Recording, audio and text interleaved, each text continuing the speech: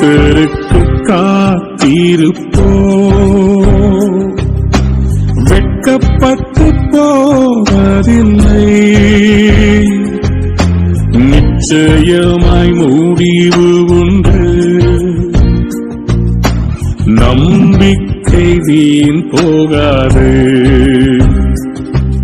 காத்திருப்பேன் காத்திருப்பேன், அற்புதங்கள் பேரும் வரை காத்திருப்பேன். செலுத்துகிறோம். தேவன் தாமே பொறுப்பெடுத்துக் கொள்ளுங்க. ஆசீர்வதிங்க. மீட்பர் இயேசுவின் நாமத்தில் ஜெபிக்கிறேன் நல்ல பிதாவே. கர்த்தருடைய நாமம் மகிமைப்படுவதாக. சரி, இந்த நாட்களிலே நாம் வேத வசனங்களை நாம் தியானிக்கும்படியாக வந்திருக்கிறோம். இந்த நீயா நானா அப்படிங்கிற ஒரு ப்ரோக்ராம் இருக்கு இல்லைங்களா? அந்த ப்ரோக்ராம்ல ஒரு சின்ன சின்ன காரியமா போடுவாங்க சில வேளையில. இப்போ நான் சில கருத்துக்கள் இருந்தா பார்ப்பேன். அதில் பார்க்கும் பொழுது ஒருத்தர் ஆர்குமெண்ட் பண்றாரு. காரைக்காலுக்கு பக்கத்தில் இருக்க இந்த திருநள்ளாறு அந்த கோயிலுக்கு மேலே சேட்டலைட்டு அது என்ன சொன்னால் லான்ச் பண்ண முடியுமா அப்படின்னு கேட்டார். லான்ச்சுங்கிறது வேற, அவர் அப்படி தான் கேட்டார், லான்ச் பண்ண முடியுமா அப்படின்னு கேட்டார். அப்போ பக்கத்தில் இருக்கிற ஒருத்தர் எதிராக இருக்கிற ஒருத்தர் சொன்னார், அது லான்ச்சு கிடையாது. சரி, அந்த இடத்துல நிற்க வைக்கலாமா அப்படின்னு தானே கேட்குறீங்க? ஆமாம், நிற்க வைக்க முடியாது. ஏன்னு கேட்டார், செயலிழந்து போவோம் அப்படின்னு சொன்னார். இவர் கேட்டார், யார் உனக்கு சொன்னா அப்படின்னாரு. இல்லை, நீங்கள் வேணா கொண்டு வந்து நிறுத்தி பாருங்கன்னாங்க. அதுக்கு அவங்க சொன்னாங்க, நீ சொன்ன வார்த்தைக்கெல்லாம் ஒரு சேட்டலைட்டை கொண்டு போய் அங்கே நிறுத்துறதுங்கிறது சாதாரண காரியம் இல்லை. நீ எதில் பார்த்த எதில் படிச்ச அப்படின்னு சொன்னாங்க. இல்லை, எனக்கு தெரியும். உனக்கு தெரியும்னு எதில்ப்பா சொன்னேன்னாரு. எங்கள் ஊரில் சொன்னாங்க.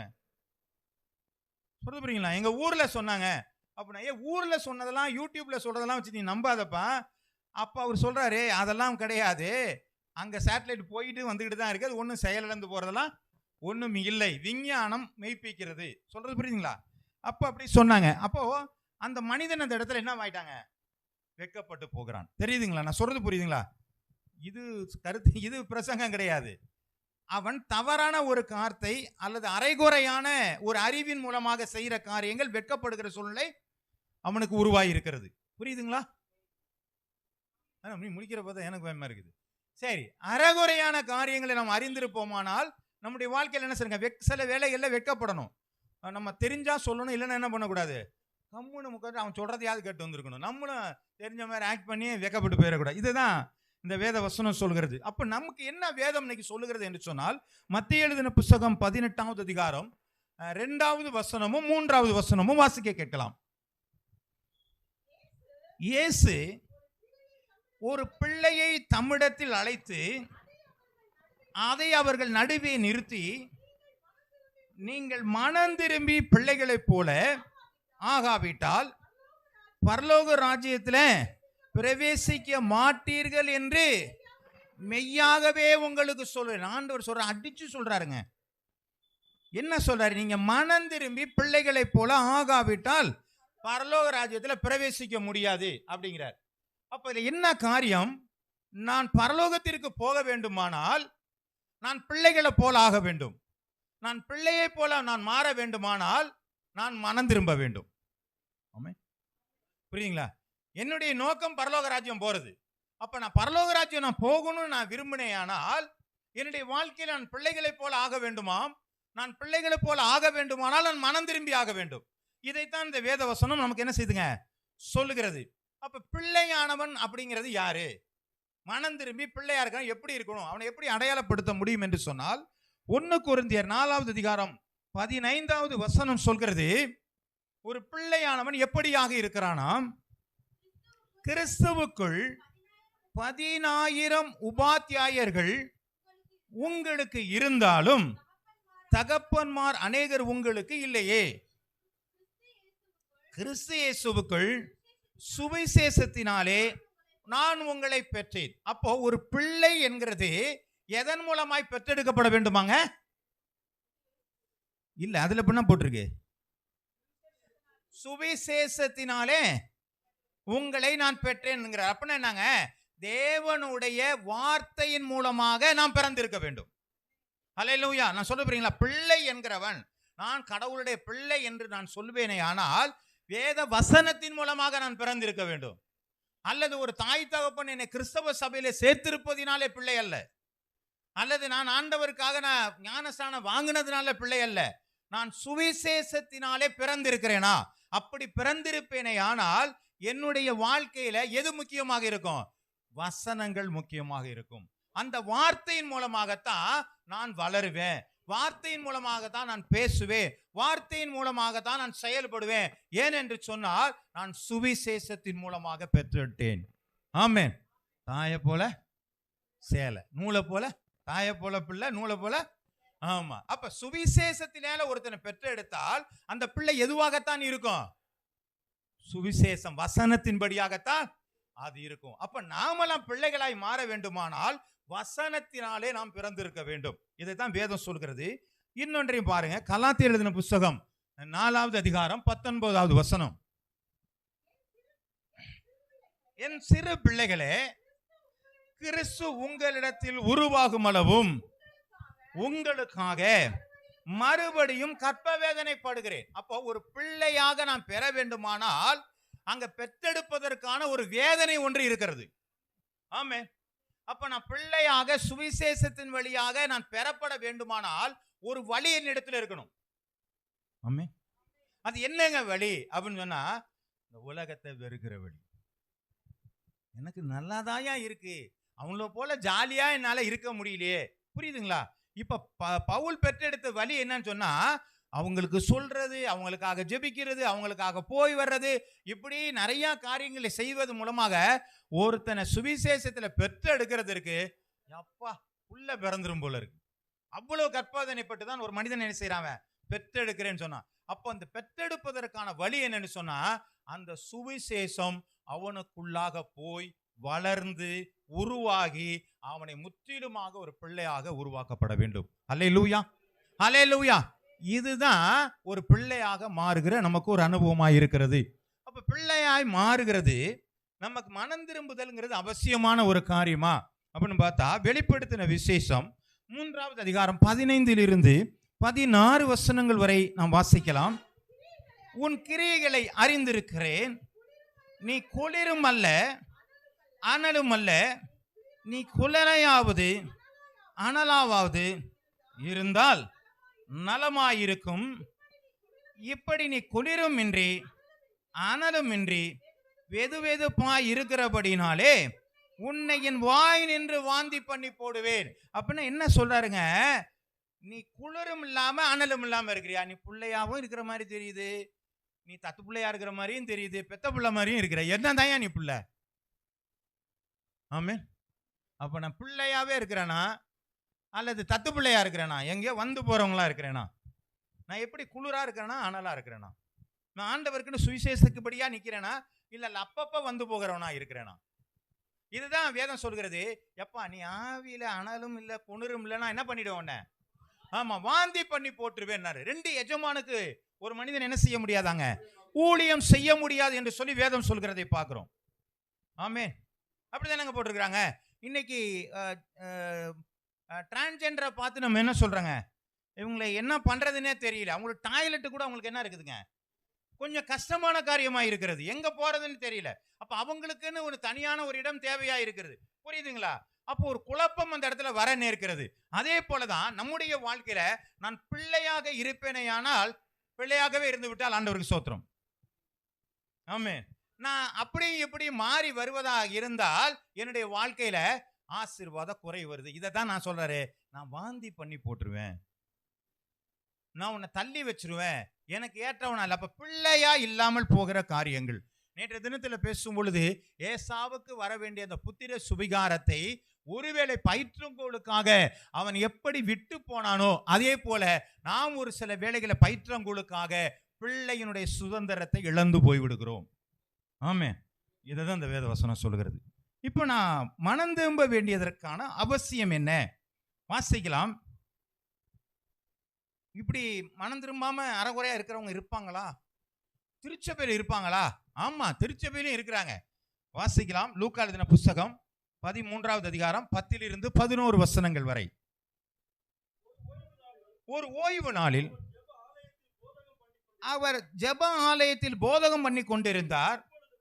அப்பொழுது 18 வருஷங்களாக பலவீனப்படுத்தும் ஆவியை கொண்ட ஒரு ஸ்திரீ அங்கே இருந்தால் அவள் எவ்வளவு நிமிரக்கூடாத கூனியாய் இருந்தாள். கர்த்தருடைய நாமம் மகிமைப்படுவதாக. ஒரு திருச்சபையில ஒரு மகள் இருக்கிறாளாம். அவள் எப்படிப்பட்டவளா இருக்கிறாங்க? 18 வருஷங்களாக சபைக்கு வருகிறவளா இருக்கிறாள். ஆமே. ஆனா அப்படி வருகிற அந்த மகளுக்கு எப்படி இருக்குதுங்க? கூனியா இருக்கிறாள். அதற்கான காரணம் என்ன? இல்ல அங்க என்ன போட்டிருக்கு? பலவீனப்படுத்தும் ஆவி அவளுக்குள்ளாக இருக்கிறது. அல்லேலூயா. நம்மையும் பலவீனப்படுத்துகிற ஆவி உள்ளவர்கள் திருச்சபையில் இருப்பார்கள். ஆமென். அவர்கள் எவ்வளவும் நிமிரக்கூடாதபடிக்கு கூனியா இருப்பார்கள். அப்படின்னா என்ன சொல்ல முடியுங்க? எந்த காரியத்தையும் எடுத்து செய்ய முடியாத அளவிற்கு, ஆமா, கூன் விழுந்துனா குனிஞ்சுதான் இருக்க முடியும். நிமிரக்கூடாதபடிக்கு, செயல்முறையில வர முடியாதபடிக்கு தங்களை தாழ்த்துகிற ஒரு காரியங்கள் அவர்களுக்குள்ளாக இருக்கும். ஆமென். புரியுதுங்களா? அப்ப இந்த பலவீனப்படுத்துகிற ஆவி சபைக்குள்ள இருக்குதா இல்லையாங்க? அப்ப இயேசு என்ன சொன்னாரு? அந்த ஆவியை துரத்தணும்னு நம்ம என்ன பண்ணிடுச்சுங்க? நிமிர்ந்து நின்றுச்சு. அதே போலதான் நமக்குள்ளே சபையிலே நிமிரக்கூடாத, சபையிலே தலைமைத்துவத்துக்கு வர முடியாத, அல்லது சபையிலே நாம் உயரக்கூடாதபடிக்கு நம்மை பலவீனப்படுத்துகிற ஆவி நமக்குள் சில பேரிடத்தில் இருக்கிறது. அல்லேலூயா. சபையில இருக்கிறவங்களுக்கு தான் இருக்கும். அப்ப அதை நம்ம என்ன பண்ணணும்? இயேசு அதை விடுவிக்க வல்லவராய் இருக்கிறார். ஆண்டவரே, என்னுடைய ஆவி பலவீன ஆவியை எடுத்து போடும் ஆண்டவரே. நான் நிமிர வேண்டும். நான் கூனி இல்லை, நான் குனிந்து போகிறவன் அல்ல, நான் நிமிர்ந்து நிற்கிறவன். என்னை மாற்றும் என்று சொல்லி நாம் என்ன செய்ய வேண்டுங்க? கேட்டு மாற்றங்களை நமக்குள்ளாக உண்டாக வேண்டும். அப்ப திருச்சபைக்குள்ளாக ஊனம் உண்டாக்குகிற ஆவி இருக்கிறது என்பது வேதம் சொல்கிறதை நாங்கள் பார்க்கிறோம். அடுத்து பார்க்கலாம். அப்போஸ்தலர் எழுதின புஸ்தகம் 5வது அதிகாரம் 2 3 வசனங்கள் வரை. தன் மனைவி அறிய அவன் கிரயத்திலே ஒரு பங்கை வஞ்சித்து வைத்தான்.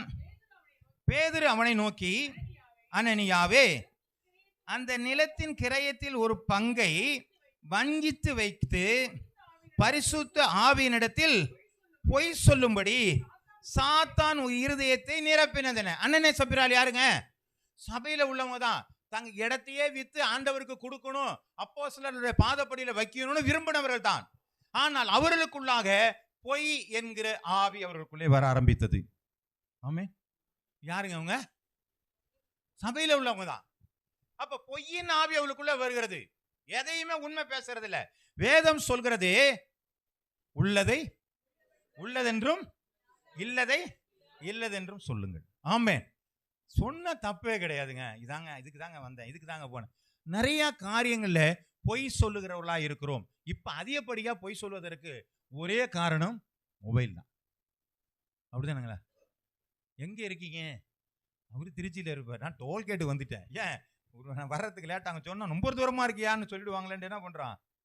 பொய் சொல்ல ஆரம்பிக்கிறோம். இல்ல சொல்ல புரியுதுங்களா? சின்ன சின்ன காரியம்.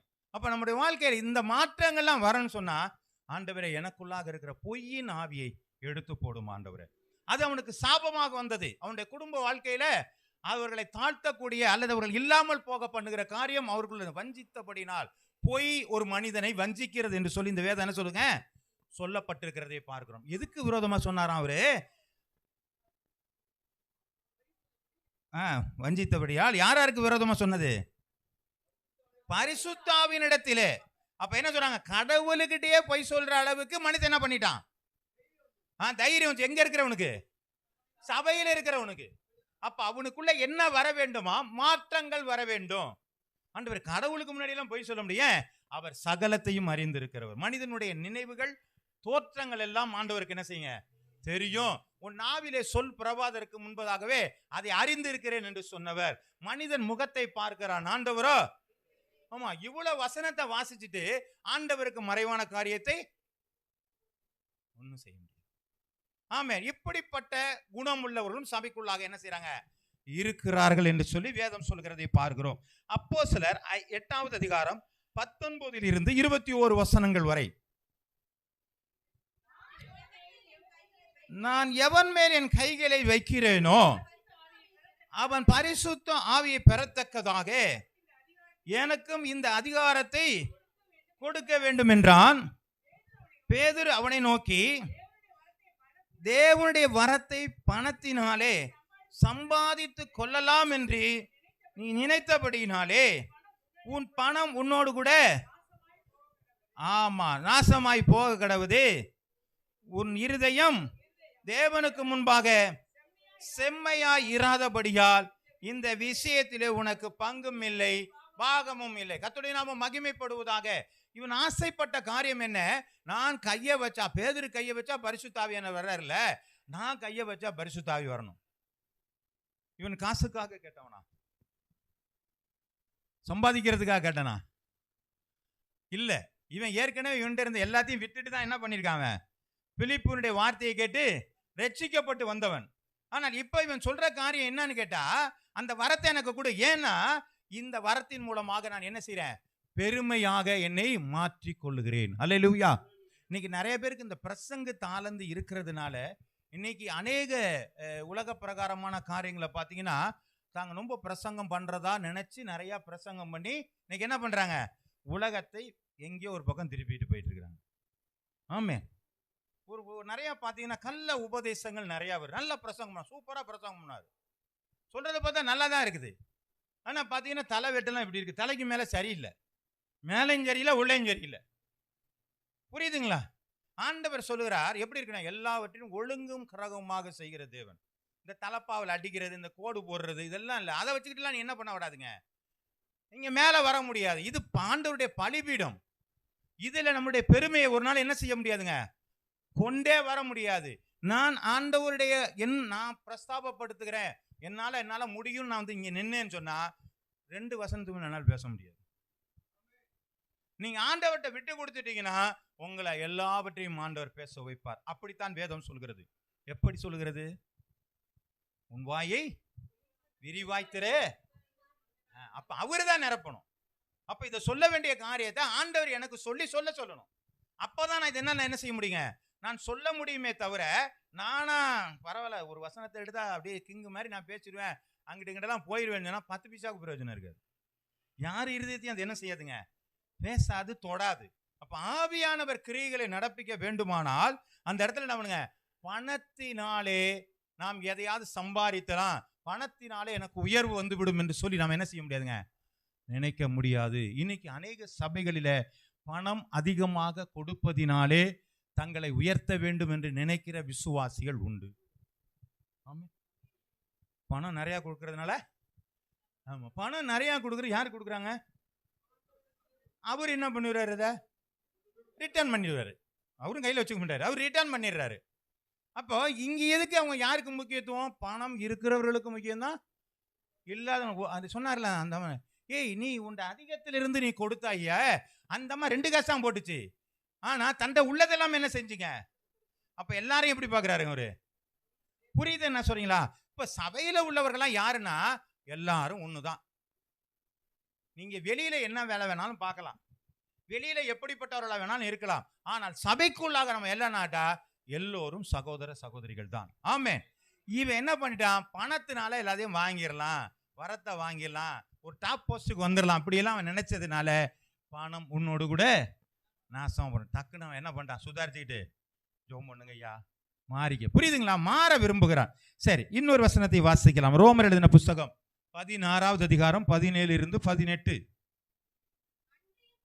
அன்றியும் சகோதரரே,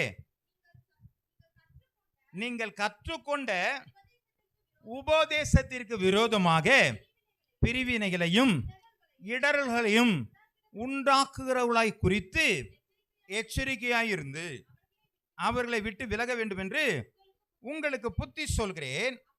அப்படிப்பட்டவர்கள் தம்முடைய கர்த்தராகிய இயேசு கிறிஸ்துவுக்கு ஊழியம் செய்யாமல் தங்கள் வயிற்றுக்கே ஊழியம் செய்து நய வசனிப்பினாலும் இருதயங்களை வஞ்சிக்கிறவர்களாக இருக்கிறார்கள். ஆமென். இன்னைக்கு சில பேர் என்ன பண்றாங்க, பைபிளை தூக்கிக்கிட்டு இதை வயிற்றுக்கான பிழைப்புக்காக காரியங்களை செய்கிறார்கள். ஆமென். இது எங்க நடக்குது? சபைக்குள்ளதான். என்னங்க ஆண்டவர் இன்னைக்கு உங்களை வந்து பார்க்க சொன்னாரு. எதுக்குங்க பார்க்க சொன்னாரு?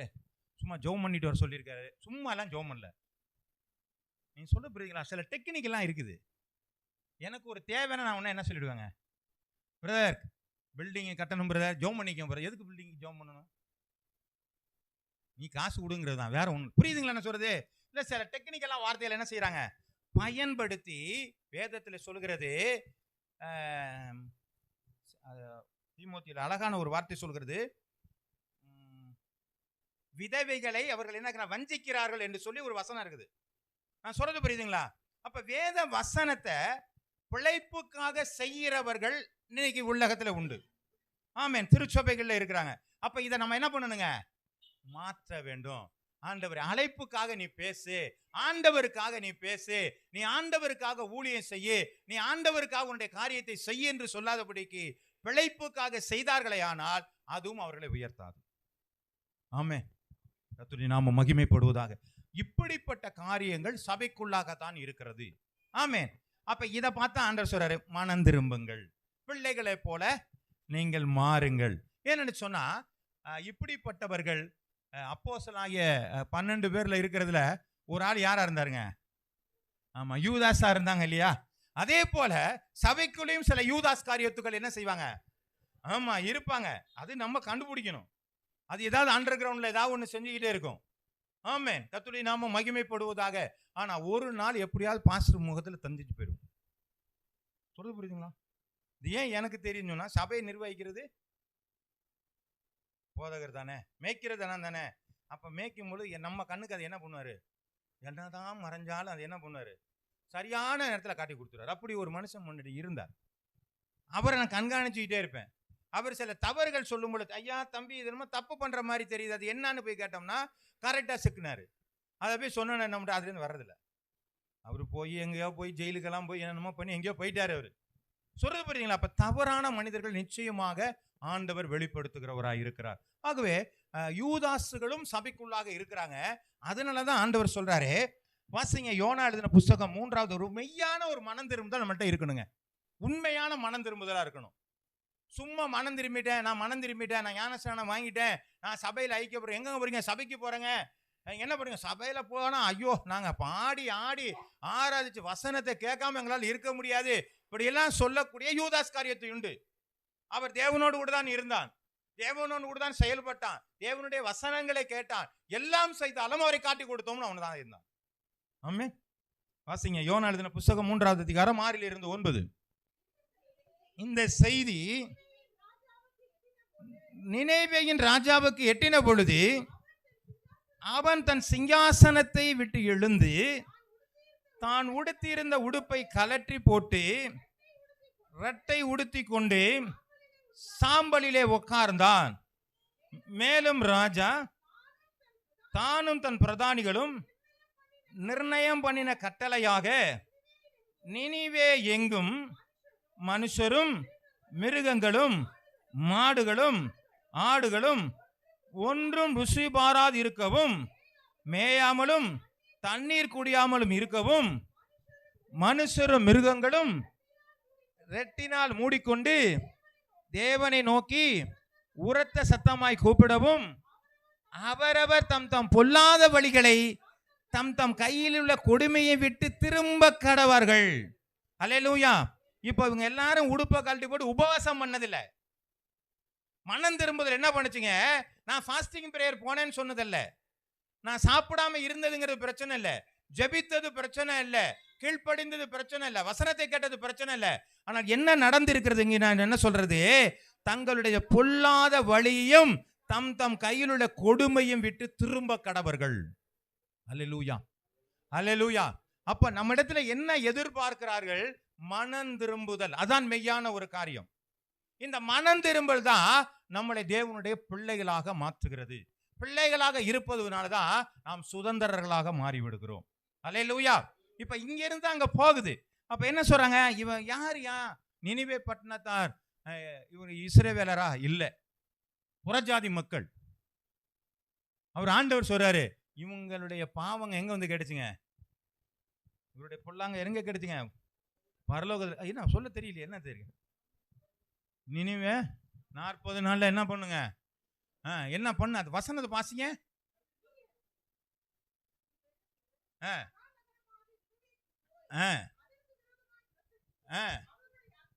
அவருடைய அக்கிரமம் சமூகத்தை விட்டு சமூகத்துக்கு என்ன செய்யுங்க, இவன் பண்ற ஐயாக்கியத்தான அங்க போயிருச்சு. அவரை பார்த்து சொல்றாரே, அவன் அழிஞ்சு போக கூடாதுப்பா போய் சொல்றான்னு சொன்னோன்னே அவன் அப்படியே என்ன பண்ணிட்டாங்க, தலைகீழாம் மாறிட்டாங்க, பொல்லாத வழியெல்லாம் விட்டுட்டாங்க. தாங்க மட்டும் இல்லாம தங்க வீட்டுல இருக்கிற என்ன பண்ணாங்க, ஆடு மாடை என்ன பண்ணாங்க, நீயும் தொலைஞ்சு போயிடக்கூடாது, நீ என்னோட இரு பட்டின்னு சொல்லி எல்லாத்தையும் பட்டினி போட்டாங்க. அந்த நினிவே பட்டணம் முழுவதும் என்ன இருக்குங்க, எல்லாம் ஃபாஸ்டிங் தான், எல்லாம் ஃபாஸ்டிங் இருந்தாங்க.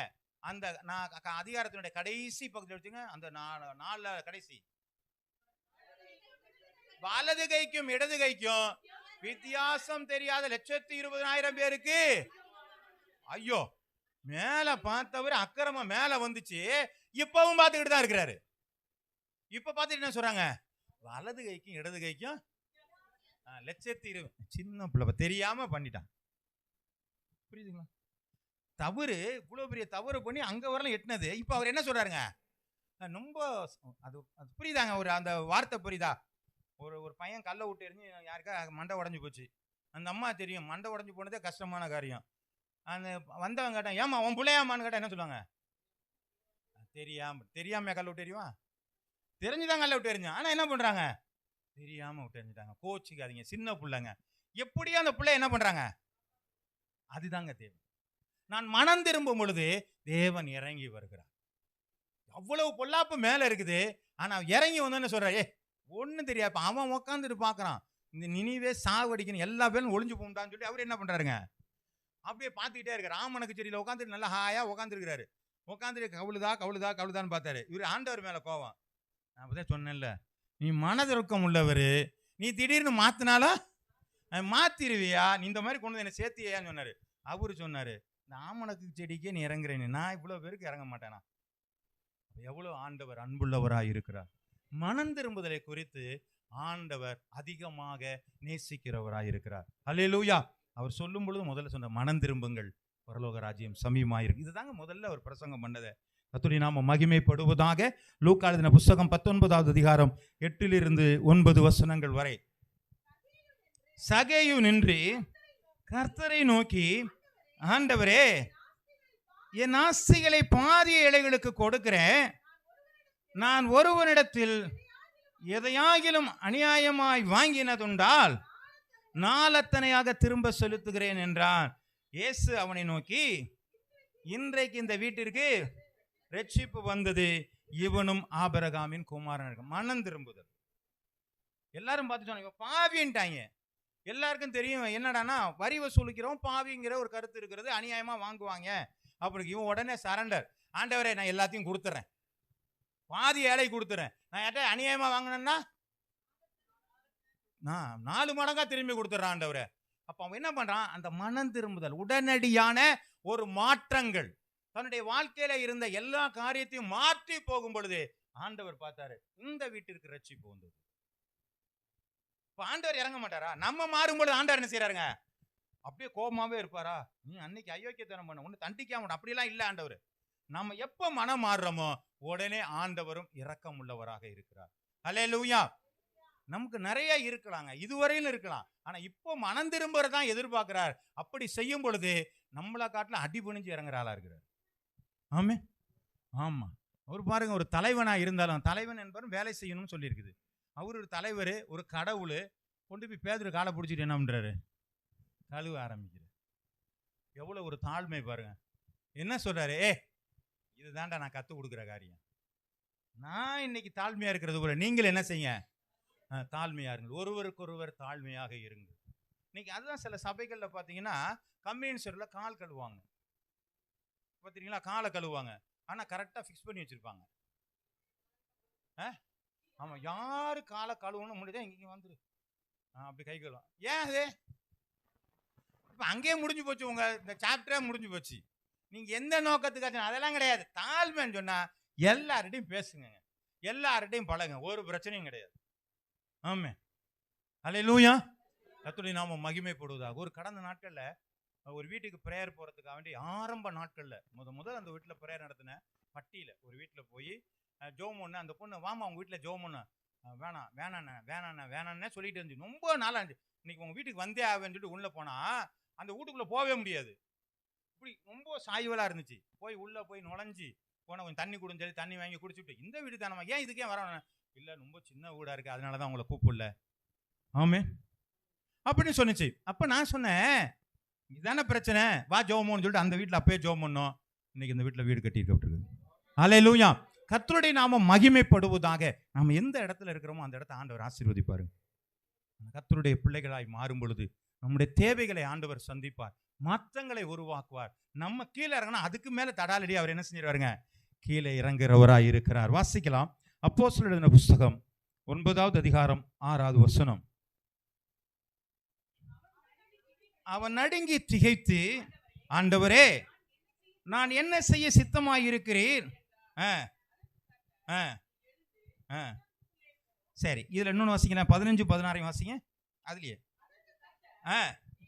நீ போ, புறஜாதிகளுக்கு ராஜாக்களுக்கும் அறிவிக்கத்தக்க பாத்திரமாயிருக்கிறான். எவ்வளவாய் பாடுபட வேண்டும் என்று அவனுக்கு காண்பிப்பேன். பாருங்க, இவன் போய் கேட்டான், ஆண்டவரே நான் என்ன செய்யணும் ஆண்டவரே? எல்லா பயிரையும் உள்ள பிடிச்சி வச்சு இல்ல, எல்லாரையும் அடிச்சு போட்டில, நீ அடி வாங்கடா போடான்னு சொல்லி போற. என்ன பண்ணாரு? ஆமா அப்படித்தானங்க, நான் என் நிமித்தம் எவ்வளவு பாடுபடுறோம் நான் காட்டுவேன். அதே மாதிரி பாடுபட்டாருங்க அவரு. என்ன செய்ய சித்தமா இருக்கிறீர்? அதை பத்தி நான் இன்னொன்னு கூட சொல்லிருக்கேன், நான் எல்லாத்தையும் நான் குப்பையும், ஆமா அதுல இருக்கா கடைசியில அந்த வசனம் இருக்குமே இல்லையா? சரி ரைட் விடுங்க. அவர் என்ன சொல்றாரு? குப்பையும், ஆமா எதை பத்தி எனக்கு கவலை இல்லை, என்கிட்ட ஆண்டவர் எதெல்லாம் லாபமா கொடுத்தாரோ. ஆமா நான் பரிசேயன், நான் யாருங்க? ஆனா ரோமனுக்கு காசு கொடுத்து ரோமப்பட்டவன், ரோமனுடைய பிரஜையா உரிமையை வாங்கியிருக்கிறான், பெரிய கப்பலுக்கு சொந்தக்காரன், அதிகாரியான ஒரு ஆளு. இவ்வளத்தையும் இவர் என்ன செஞ்சிட்டாருங்க? குப்பை. அப்ப எதுதாண்டா உனக்கு தேவைன்னா ஆண்டவர் மட்டும் இருந்தா போதும். ஏன் அடி வாங்குவ? பரவாயில்ல, அதான் எனக்கு தேவை. ஆமே, ரொம்ப சந்தோஷமா சொல்றாரு. கப்பல் சேதத்தில் இருந்தேன், நான் நிர்வாணியா இருந்தேன், பட்டினியா இருந்தேன், கசையடிப்பட்டேன். ரொம்ப சந்தோஷமா. இதெல்லாம் பத்தியா மேரி டு மேரி. நான் என்ன தெரியுமா படிச்சிருக்கேன்? பிஏ படிச்சிருக்கிறேன், எம்ஏ படிச்சிருக்கேன், 4 டிகிரி படிச்சிருக்கிறேன், அதெல்லாம் நான் டாக்டரேட் படிச்சு, இப்படி எல்லாம் சொல்ற மாதிரி இவர் என்ன சொல்றாருங்க? நான் ஆண்டவருக்கு கசையடிப்பட்டேன், நான் ஆண்டவருக்கு நிர்வாணியா இருந்தேன், நான் பட்டினியா கிடந்தேன், நான் கப்பல் சேதத்துல இருந்தேன்னு சொல்லி டிகிரி மாதிரி சொல்லிட்டு இருக்காருங்க. உயர்த்தினாரா இல்லையாங்க? அவனுடைய மனம் மாற்றங்கள் ஒரு பெரிய உயர்வை கொடுத்தது. வேதத்தில் அவரை பத்தி தான் நிறைய பேசிட்டு உட்காந்துருக்கோம், அவர் புத்தகத்தை பத்தி தான் நிறைய பேசிட்டு இருக்கிறோம். ஆமே, நிறைய நிருபங்களும் அவர் தான் எழுதிட்டு இருக்கிறார். கர்த்தருடைய நாமம் மகிமைப்படுவதாக. வாசிக்கலாம் லூக்கா எழுதின புஸ்தகம் 15வது அதிகாரம் 7வது வசனம்.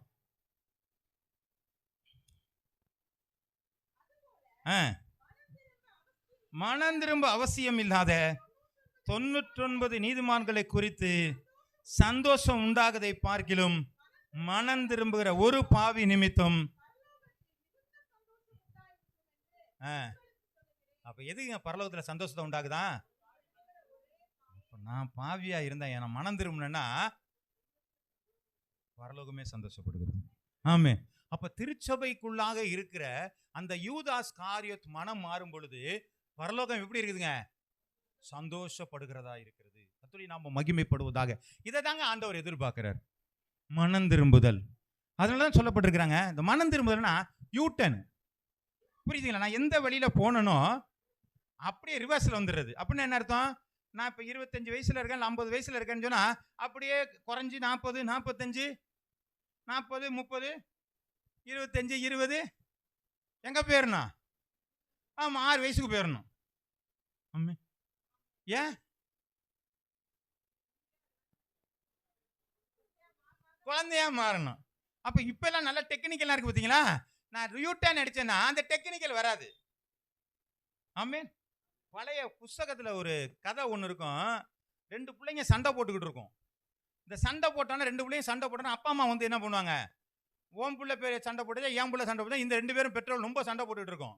ஒருத்தன் ஊருக்காரன் வந்து நின்று கேட்பான், என்னடா சண்டை போடுறீங்க? பிள்ளைங்க சண்டை. எங்கடா அந்த பிள்ளைங்கன்னா அந்த பிள்ளைங்க 2 விளாண்டுட்டு இருக்கும். அதான் பிள்ளைங்க. ஆமென். இன்னைக்கு புருஷராகிற நம்முடைய வாழ்க்கையில வைராக்கியங்கள் ஏறி இருக்கிறது. அது மாறி இருக்கா? யூட்டர்ன் ஆயிருக்கா? பிள்ளைகளை போல அதெல்லாம் போறாங்க, அவங்க அப்படித்தாங்க, அவங்க குணம், அவங்களுடைய பேச்செல்லாம் அப்படிதான், அவங்களுடைய குணமெல்லாம் அப்படிதான். அப்படி என்கிற மாறின காரியங்கள் நம்மிடத்திலே உண்டாயிருக்கிறதா? ஆமென். அல்லேலூயா. புரியுதுங்க நான் சொல்றது, புரியுதுங்களா? அதுதான் மாற்றம், அதுதான் யூட்டன் அடிக்கணும். அப்படின்னா என்ன அர்த்தம்? இன்னைக்கு வளர்ந்த நிலையில இருக்கிற என்னுடைய தலையில இருக்கிற அத்தனை காரியங்களும் நான் சின்ன பிள்ளையா யூட்டன் அடிச்சு போகும் பொழுது அதெல்லாம் ஒண்ணு இருக்காதுங்க, அது வேற மாதிரி இருக்கும். அன்பு சகலத்தையும் மூடியும் சகலத்தையும் சகிக்கும், இருமாப்பா இராது, பெருமை பாராட் தீங்கு செய்யாது, அதெல்லாம் போட்டிருக்கல. கடைசி அந்த வசனம் சொல்லியிருக்கு, குழந்தையை போல இருந்தேன், குழந்தையை போல பேசினேன், நான் புருஷனான பொழுதோ குழந்தை கேட்ட சிந்தையில ஒழித்து விட்டேன், இப்பொழுது நினைக்கிறேன். எது பெருசு? அதை போட்டு படிங்க. கடைசி அந்த வசனத்திலே அந்த குறைவானது ஒளிந்து போகும். எது? இல்ல இல்ல, நான் நிறைவானது வரும் பொழுது எது நிறைவானது? அன்பு நிறைவானது. அந்த அன்பு வரும்போது எதெல்லாம் மாறிடுங்க? மற்றது எல்லாம் மாறி போயிடும். அல்லேலூயா. அப்ப அன்பு தான் பிள்ளைகளுடைய அனுபவங்கள், அதுதான் மனம் திரும்புதலுக்கான அடையாளமா இருக்கிறது. அதுதான் கனி என்கிற அன்பு என்கிற ஒரு காரியம் நமக்குள்ளாக இருக்கிறது. புரியுதுங்களா இப்ப? அப்போ அந்த அன்பு என்கிற ஒரு காரியம்தான் மனம் திரும்ப, நான் தேவன் மேல வைத்த அன்பு என்னை மனம் திரும்ப வைக்கிறது. இந்த மனம் திரும்புதல் பிள்ளைகளை போல மாறுகிறது. அந்த மனம் திரும்புதலான அந்த அன்பு தான் ஒரு கனியாக மாறுகிறது. மத்திய எழுதின புஸ்தகம் 3வது அதிகாரம் 8 to 10 வசனங்கள் வரை.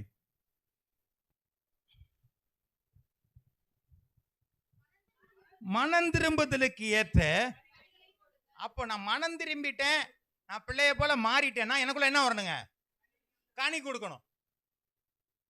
அன்பு, சந்தோஷம், சமாதானம், நீடிய பொறுமை, தயவு, நற்குணம், விசுவாசம், சாந்தம், இச்சை அடக்கம். 9 கனிகளும் இருக்கணும். யாருக்கு? பிள்ளைகளுக்கு. ஆமே. அப்ப மனம் திரும்பின பிள்ளைகள் கனி கொடுப்பார்கள். அதிக கனிகளை கொடுப்பதனால் என்னுடைய சீசர்கள் என்று எண்ணப்படுவீர்கள், அதனுடைய கனிகளை கொண்டு மரங்களை அறிவீர்கள். ஆமே. அப்ப நம்ம யாருங்கிறத நம்ம எதை வச்சு கண்டுபிடிச்சிருவாங்க? மரத்தை வச்சு கண்டுபிடிச்சிருவாங்க. அடுத்து வாசிங்க. ஆமாம்மா, நான் இத்தனை வருஷம் சர்வீஸ் சர்ச்சில் இத்தனை வருஷமா இருந்தேன், தாத்தம் பூட்டெல்லாம் கிறிஸ்தவனா இருந்தான், இதெல்லாம் நீங்க பேசாதீங்க. உண்டு பண்ண முடியும்.